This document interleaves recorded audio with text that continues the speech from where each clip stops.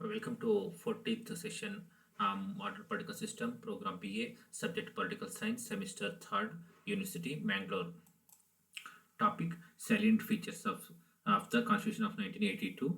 Myself, Shrikant S, Assistant Professor, Department of Political Science, Government First Year College and PG Center, Shankar Narayana.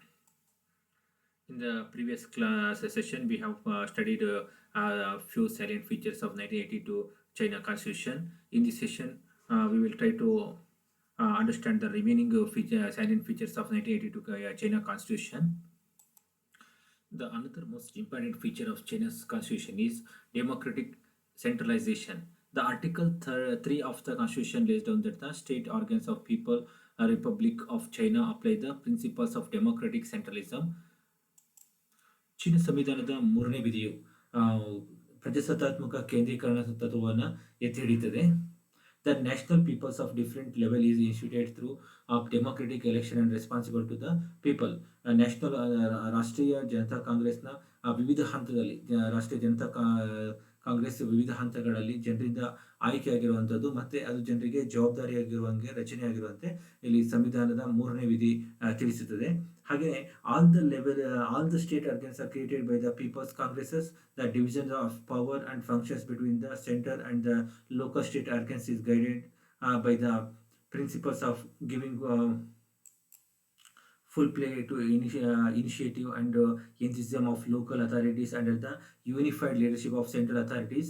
The government of the People Republic of China is a government of the People's Congress on the principles of democratic centralization. ಈ total ಆಗಿ ನಾವು ಹೇಳಬೇಕು ಅಂತಂದ್ರೆ the government of the people republic of China, ಚೀನಾದ ಒಂದು ಜನತಾ ಗಣರಾಜ್ಯದ ಸರ್ಕಾರ ಅನ್ನೋದು ಇಲ್ಲಿ ಜನರಿಂದ ಒಂದು ರಚನೆ ಆಗಿರುವಂಥದ್ದು ಮತ್ತೆ ಇಲ್ಲಿ ಜನರಿಗೆ ಹೆಚ್ಚು ಜವಾಬ್ದಾರಿ ಆಗಿದೆ ಅಂತೇಳಿ ಸಂವಿಧಾನದ ಮೂರನೇ ವಿಧಿ ತಿಳಿಸುತ್ತೆ. ಪೀಪಲ್ಸ್ ಕಾಂಗ್ರೆಸ್ ಅಂತ ಪ್ರಿನ್ಸಿಪಲ್ಸ್ ಆಫ್ ಡೆಮಾಕ್ರೆಟಿಕ್ ಸೆಂಟ್ರಲಿಸಮ್ ಆಧಾರದ ಮೇಲೆ ಪ್ರಜಾಸತ್ತಾತ್ಮಕ ಕೇಂದ್ರೀಕರಣದ ಆಧಾರದ ಮೇಲೆ ಈ ಒಂದು ಸರ್ಕಾರದ ರಚನೆ ಆಗಿದೆ ಅಂತ ಹೇಳಿ ಸಂವಿಧಾನದ ಮೂರನೇ ವಿಧಿ ತಿಳಿಸುತ್ತದೆ. Next important features of People's Republic of China is Communist Party of China. The political system of China is also characterized by one party system. ಇದು ಏಕಪಕ್ಷ ಸರ್ಕಾರವನ್ನು ಹೊಂದಿರುವಂಥದ್ದು. ಅದು ಒಂದು ಸಂವಿಧಾನದ ಲಕ್ಷಣ ಸಮೇತ ಆಗಿದೆ. The Communist Party of China CPC under the leadership of Mao Zedong and the Marxist Leninist thought is the guiding and controlling force and agency of People's Republic of China. ಅಂದರೆ ಇಲ್ಲಿ ನಾವು ಇಲ್ಲಿ ಪೀಪಲ್ಸ್ ರಿಪಬ್ಲಿಕ್ ಆಫ್ ಚೈನಾದಲ್ಲಿ ಕಮ್ಯುನಿಸ್ಟ್ ಪಕ್ಷದ ಒಂದು ನಾಯಕತ್ವದಲ್ಲಿ Mao ಜೆಡಂಗ್ ಮತ್ತೆ Marxist ಲೆನಿನಿಸ್ಟ್ ಚಿಂತನೆಗಳು ಒಂದು ಆಳ್ವಿಕೆ ಸರ್ಕಾರವನ್ನ ಇಲ್ಲಿ ನಿರ್ದೇಶಿಸುವಂತಹ ತತ್ವಗಳಾಗಿ ಕೆಲಸ ಮಾಡ್ತಾ ಇರೋದು. ಹಾಗೆಯೇ ಕಮ್ಯುನಿಸ್ಟ್ ಪಾರ್ಟಿ ಏಕಮಾತ್ರ ಪಕ್ಷವಾಗಿ ಚೀನಾದ ಒಂದು ವ್ಯವಸ್ಥೆಯಲ್ಲಿ ಆಡಳಿತವನ್ನು ನಿಯಂತ್ರಿಸ್ತಾ ಇರೋದನ್ನ ನಾವಿಲ್ಲಿ ನೋಡ್ತಾ ಹೋಗ್ಬೋದು. ಸಾಮಾನ್ಯವಾಗಿ ಈ ಹಿಂದಿನ ಒಂದು ಸೋವಿಯತ್ ರಷ್ಯಾದ ತರದಲ್ಲೇ like the Soviet Russia the political system of China is also characterised by one party system. The Communist Party of China CPC under the leadership of Mao Zedong. Mao Zedong ನೇತೃತ್ವದಲ್ಲಿ ಒಂದು ಇಲ್ಲಿ communist ಪಕ್ಷ ಒಂದು ಅಸ್ತಿತ್ವಕ್ಕೆ ಬಂತು. ಇದೇ ಏನಾಯಿತು ಮುಂದೆ ಅದರ ಒಂದು ಗೈಡಿಂಗ್ ಪ್ರಿನ್ಸಿಪಲ್ಸ್ ಆಗಿ ಇಲ್ಲಿ ಜಾರಿಗೆ ಬಂದಿರೋದು. The constitution does not emphatically and clearly declares the supreme position of the Communist Party. Yet in practice the party exercise complete control over the machinery of the government.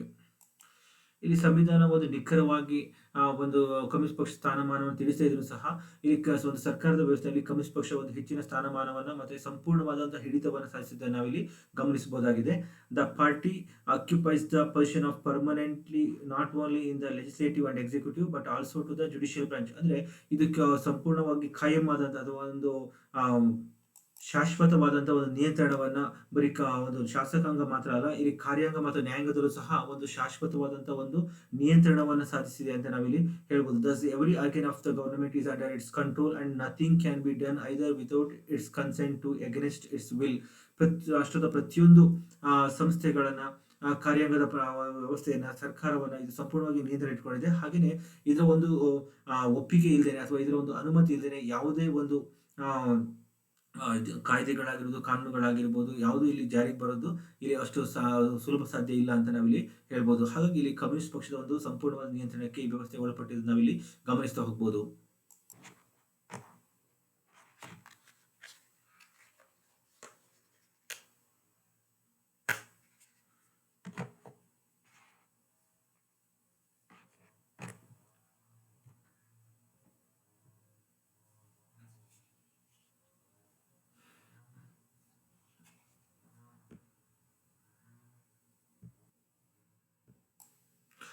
Next one, unicameral legislature, National People's Congress, NPC, highest organs of the state power and the sole legislative assembly of China. ಚೀನಾದ ಒಂದು ಏಕಮಾತ್ರ ಶಾಸಕಾಂಗವಾಗಿ national People's Congress, ರಾಷ್ಟ್ರೀಯ ಜನತಾ ಕಾಂಗ್ರೆಸ್ ಇಲ್ಲಿ ಕಾರ್ಯನಿರ್ವಹಿಸೋದನ್ನು ನೋಡ್ತಾ ಹೋಗಬಹುದು. The constitution of the People's Republic of China declares that there will be unicameral legislature to be known as National People's Congress. ಅಂದರೆ ಈ ಒಂದು ಚೀನಾ ಸಂವಿಧಾನದ ಒಂದು ಶಾಸಕಾಂಗವಾಗಿ ನ್ಯಾಷನಲ್ ಪೀಪಲ್ಸ್ ಕಾಂಗ್ರೆಸ್ ಅನ್ನ ಏಕಮಾತ್ರ ಸದನವನ್ನು ಇಲ್ಲಿ ಸಂವಿಧಾನ ಗುರುತಿಸೋದನ್ನ ನೋಡ್ತಾ, ಮಾನ್ಯತೆ ನೀಡುವುದನ್ನು ನೋಡ್ತಾ ಹೋಗ್ಬೋದು. ಹಾಗೆಯೇ ಇಲ್ಲಿ it is the highest organs of the state power and the sole legislative assembly of China. ಇದು ಒಂದು ಚೀನಾದ ಒಂದು ರಾಜಕೀಯ ವ್ಯವಸ್ಥೆಯಲ್ಲಿ ಒಂದು ಅತಿ ಹೆಚ್ಚಿನ ಒಂದು ಸ್ಥಾನವನ್ನು ಹೊಂದಿರುವಂತಹ ಒಂದು ಶಾಸನೀಯವಾದಂತಹ ಒಂದು ವ್ಯವಸ್ಥೆ ಅಂತ ಹೇಳಿ ನಾವು ಇಲ್ಲಿ ಗುರುತಿಸಬಹುದು. It is repository of all powers and authority in the country, and people exercise their powers through it. Its disputes, deputies and deputies are directly elected by the people. ಇದೊಂದು ಜನರಿಂದ ಆಯ್ಕೆಯಾಗಿರೋ ಸದನ ಆಗಿದ್ದು, ಜನರು ತಾವು ಈ ಡೆಪ್ಯೂಟೀಸ್ಗಳನ್ನು ಆಯ್ಕೆ ಮಾಡೋದ್ರ ಮುಖಾಂತರ ತಮ್ಮ ಒಂದು ಶಾಸನಕ್ಕೆ ತಮಗೆ ಬೇಕಾದಂಥ ಶಾಸನಗಳನ್ನ ಕಾನೂನಿಸುವಂಥ ಅಧಿಕಾರವನ್ನು ಇವರಿಗೆ ನೀಡಿರ್ತಾರೆ. ಇದು ಒಂದು ಕಾನೂನಿಗೆ ಸಂಬಂಧಪಟ್ಟಂತ ಸಂಪೂರ್ಣವಾದಂಥ ಕಾನೂನು ರಚನೆಗೆ ಸಂಬಂಧಪಟ್ಟ ಸಂಪೂರ್ಣ ಶಾಸನೀಯ ಅಧಿಕಾರವನ್ನು ಇದು ಪಡ್ಕೊಂಡಿರೋದನ್ನ ನಾವಿಲ್ಲಿ ಗಮನಿಸ್ತಾ ಹೋಗ್ಬೋದು. Next one, no discrimination and exploitation. ಚೀನಾದ ಒಂದು ವ್ಯವಸ್ಥೆಯಲ್ಲಿ ಇಲ್ಲಿ ಯಾವುದೇ ರೀತಿಯಾದಂತಹ ಒಂದು ತಾರತಮ್ಯ ಇಲ್ಲ. No discrimination exploitation, all nationalities are equal ಅಂತ ಹೇಳ್ತಾರೆ. ಇಲ್ಲಿ ಇದು ಮೂಲತಃ ಒಂದು ಸಮಾಜವಾದಿ ರಾಷ್ಟ್ರ ಆಗಿರೋದ್ರಿಂದ ಇಲ್ಲಿ ಇದು ಸಮಾನತೆಯನ್ನು ಹೆಚ್ಚು ಪ್ರತಿಪಾದಿಸುತ್ತೆ. ಹಾಗೆಯೇ ಇಲ್ಲಿ ಯಾವುದೇ ಭಾಷೆ, ಧರ್ಮ, ಈ ಥರದ ಯಾವುದೇ ರೀತಿಯ ತಾರತಮ್ಯ ಇರೋದಿಲ್ಲ, ಜಾತಿ, ಈ ಥರದ ಯಾವುದೇ ರೀತಿಯಾದ ವ್ಯವಸ್ಥೆ ಇರೋದಿಲ್ಲ. ಇಲ್ಲಿ ಇಡೀ ದೇಶದಲ್ಲಿ ವಾಸಿಸಿರುವಂಥ ಎಲ್ಲ ಚೀನಿಯರು ಸಮಾನರು ಅಂತ ಹೇಳಿ ಈ ಸಂವಿಧಾನ ಪರಿಗಣಿಸುತ್ತೆ. Next one is fundamental rights and duties. China ಒಂದು ಸಮಾಜವಾದಿ ರಾಷ್ಟ್ರವಾಗಿದ್ದರೂ ಸಮೇತ ಇದರ ಒಂದು ಪ್ರಜೆಗಳಿಗೆ ಕೆಲವೊಂದು ಹಕ್ಕುಗಳನ್ನ ಮತ್ತು ಕರ್ತವ್ಯಗಳನ್ನು ಇದು ನಿಗದಿಪಡಿಸಿದ್ದು. Article 33 to 56 of chapter 2 of the constitution gives a detail description of fundamental rights and duties of the citizens. ಕೆಲವೊಂದು ಮೂಲಭೂತ ಹಕ್ಕುಗಳ ಬಗ್ಗೆ ಸಂವಿಧಾನ 33ರಿಂದ 56ನೇ ವಿಧಿಗಳವರೆಗಿನ ಒಂದು ಇದರಲ್ಲಿ ನಾವು ನೋಡ್ತಾ ಹೋಗೋದು. ಇದು ಅಧ್ಯಾಯ 2ರಲ್ಲಿ ಇದರ ಬಗ್ಗೆ ಒಂದು ಉಲ್ಲೇಖವನ್ನು ನಾವು ಗಮನಿಸಬಹುದು. The individuals rights include right to vote, freedom of religion, freedom of speech, freedom of press, freedom of assembly, freedom of association, freedom of procession and of demonstration. The state also protects the rights of citizens and their lawfully earned income, saving, house, property, and also his right to inherent property. The important duties include the safeguards of the unity of the country, to abide by the laws of constitution, to defend the motherland and resist aggression. ಇಲ್ಲಿ ಒಂದು ಕೆಲವೊಂದು ನಿಬಂಧನೆಗೆ ಒಳಪಟ್ಬಿಟ್ಟು ಈ ಒಂದು ಪ್ರಜೆಗಳಿಗೆ ಒಂದು ಧಾರ್ಮಿಕವಾದಂಥ ಒಂದು ಸ್ವಾತಂತ್ರ್ಯವಾಗಿರ್ಬೋದು, freedom of speech, ಮಾತನಾಡುವ ಸ್ವಾತಂತ್ರ್ಯ ಆಗಿರ್ಬೋದು, ಫ್ರೀಡಮ್ ಆಫ್ ಪ್ರೆಸ್, ಪತ್ರಿಕಾ ಸ್ವಾತಂತ್ರ್ಯ, freedom of assembly, freedom of association, ಸಂಘ ಸಂಸ್ಥೆಗಳ ಸ್ಥಾಪನೆ ಮಾಡೋದಾಗಿರ್ಬೋದು, ಫ್ರೀಡಮ್ ಆಫ್ ಪ್ರೊಸೆಷನ್, ಪ್ರತಿಭಟನೆ, ಆಫ್ ಡೆಮಾನ್ಸ್ಟ್ರೇಷನ್, ಈ ಥರದ ಒಂದು ಸ್ವಾತಂತ್ರ್ಯಗಳನ್ನು ನೀಡಿ ಸಹ ಇಲ್ಲಿ ಕೆಲವೊಂದು ನಿಬಂಧನೆ ಒಳಪಟ್ಟಿರುತ್ತೆ. ಹಾಗೆಯೇ ಕೆಲವೊಂದು ಕರ್ತವ್ಯಗಳನ್ನ ನಿಗದಿಪಡಿಸಲಾಗಿದ್ದು, ದೇಶಕ್ಕೆ ಅಪಾಯ ಬಂದಾಗ ತಾಯ್ನಾಡನ್ನು ಕಾಪಾಡೋದು ಪ್ರತಿಯೊಬ್ಬ ವ್ಯಕ್ತಿಯ ಕರ್ತವ್ಯ ಆಗಿರುತ್ತೆ.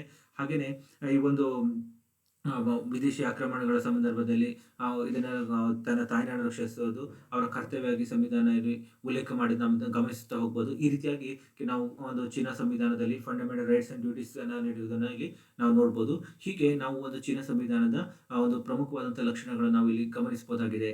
Thanks for watching. Thank you all.